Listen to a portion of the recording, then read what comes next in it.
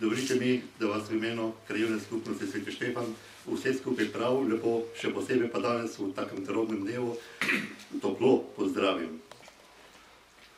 Poglejte, pri Svetemu Štefanu smo že nekako navajeni, da v našo kroniko vpisujemo prelomne letnice. In ena izmed takšnih prelomnih letnic bo prav gotovo tudi leto 2011. Zakaj? Namreč letos nekako prehajamo z enega ekstrema v drugega. Začeli smo z začetkom, končujemo s koncem.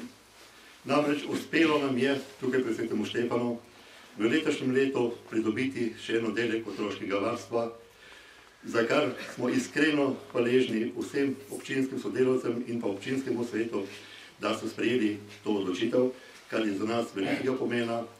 Torej, da smo zagotovili nekako prve korake našim krajanom v novo življenje.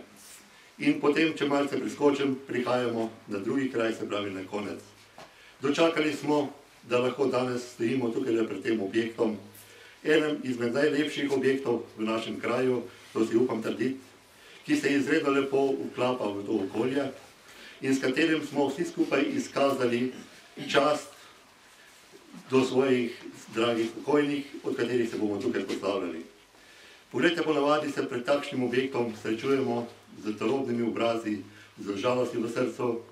Danes pa, upam si tako trditi, da ne samo jaz, tudi vsi ostali, štefanski krajani, smo se tukaj srečali z veseljem, z nasmehom na obrazu, kajti, kot sem že prej dejal, svojemu namenu bomo predali eden najlepših objektov, kar jih je tukaj v tem kraju.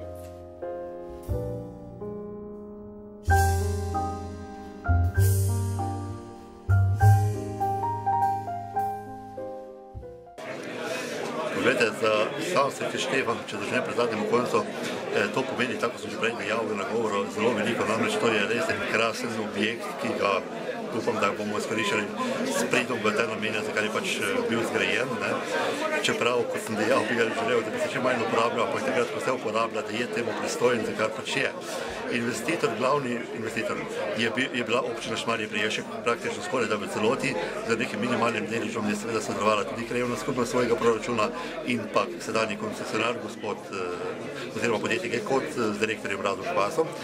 Vsa dela pa je izvajalo podjetje GIC Gradnje iz Rogaške, ki je pač bilo izbrano na javnem razpisu.